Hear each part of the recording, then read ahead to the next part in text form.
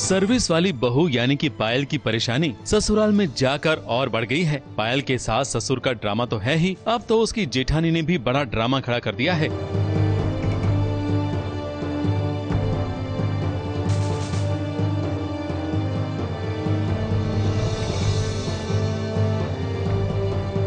पायल के मायके से पूरे घर वालों के लिए तोहफे आए हैं, लेकिन घर वाले पायल की जेठानी का तोहफा भेजना भूल गए। पायल ने अपनी साड़ी जेठानी को दी तो जेठानी ने तो साड़ी को ही जला डाला और हो गया घर में बड़ा ड्रामा। ड्रामेबाज तो बहुत हैं, प्लस झूठ भी और झूठे लोग भी बहुत हैं सामने। अरे आपने इनकी फैमिली नहीं देखी है? पूछ रहे हैं। इनकी फैमिली नहीं देखी है, दिन भर रोती रहती है। मेरे को तो लगता है वो ज्यादा ड्रामेबाज है। हम लोग क्या कम से कम कॉमेडी तो हंसाते तो हैं मेरे थोड़ा। जी नहीं, आप लोग भी उतना ही रुलाते हैं।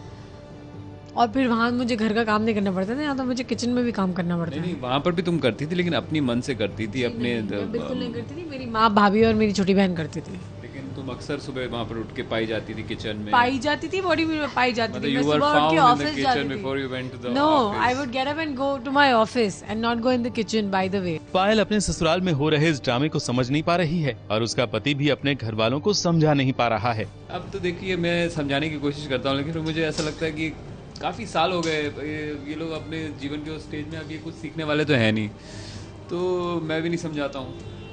मुझे मगर उम्मीद है कि हमारी जो नई घर में सदस्य हैं वो जरूर कुछ सिखा देंगे किसी ना किसी। आपके खुद के माँ बाप हैं, आपने तो कभी कुछ किया नहीं, हम क्यों करेंगे। हर सीरियल में मेलोड्रामा ही होता है। सर्विस वाली बहू में भी हो रहा है, क्योंकि बहू जब तक आंसू बहाएगी तब तक वो हिट रहेगी। अगर बीच बीच में ऐसे हंस पड़ी तो सर्विस वाली बहू की सर्विस पर खतरा न आ जाएगा।